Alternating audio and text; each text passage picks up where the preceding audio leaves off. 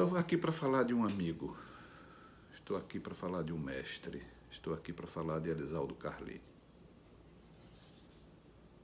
Não estou aqui só para lamentar a sua morte, estou aqui para exaltar a sua vida. Tive o privilégio de, nos últimos 40 anos, conviver com o professor Carlini. Tive o privilégio de ser considerado por ele amigo e ser respeitado como uma referência por ele. Sempre que a gente perde um amigo, a gente perde um pedaço de nós, porque em algum momento a gente teve algo que só foi participado pelos dois. Então, muitas conversas eu tive com o Carlini, só nós dois. E, portanto, essas conversas perderam a memória externa, só tem a minha memória. Mas eu queria dizer que ele sempre foi um guerreiro das boas causas. Por mais que parecessem improváveis e impossíveis, ele era um guerreiro. Conviver com Carlini foi sempre aprender.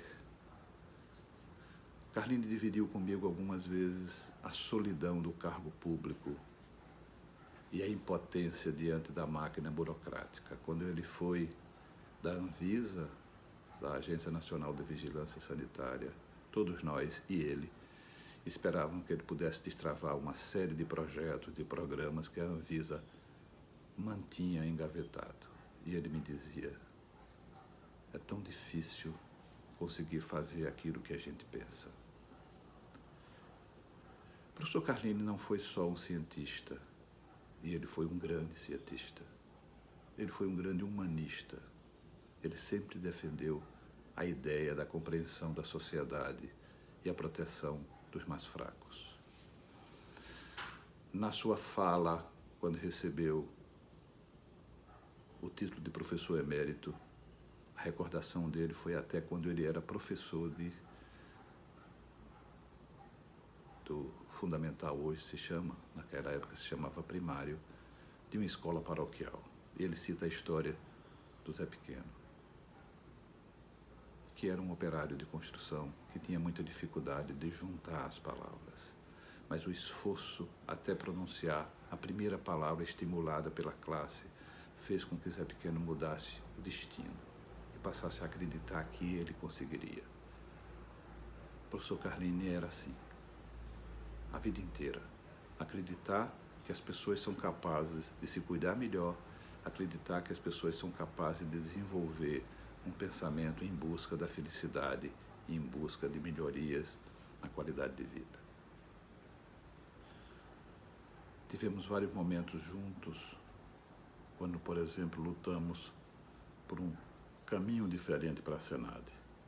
A Senad, que foi criada no governo Fernando Henrique Cardoso, teve seu primeiro secretário, o Dr. Walter Maierovski, juiz aposentado, que, para dar ênfase à prevenção e ao tratamento, chamou vários técnicos para lhe assessorarem e para poder instrumentalizar algumas mudanças. Um dos técnicos fui eu, outro técnico foi Carlini, foi o Dr. Dartil.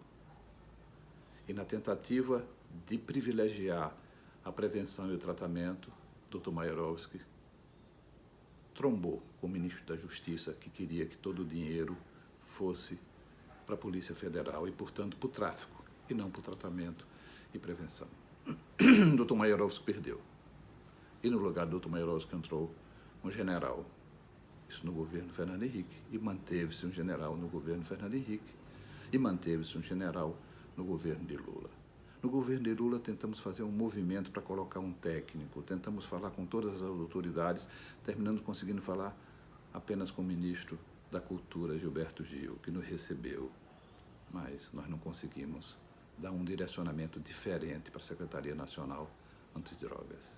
O professor Carlini estava lá, com um grupo que defendia um outro caminho, uma outra visão e a retirada deste nome perverso antidrogas.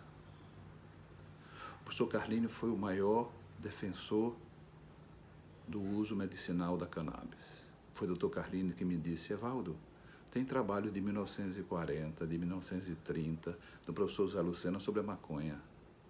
E ele me colocou colocou esses trabalhos acessíveis a mim e eu pude ler Os Fumadores de Maconha de Pernambuco, de 1935, do professor José Lucena. É sobre esse mestre, é sobre esse amigo, é sobre como ele cuidou dos seus alunos, como ele cuidou dos seus filhos, o contato que tive com Jandira, o contato que tive com Solange, com Bia e com Claudinha.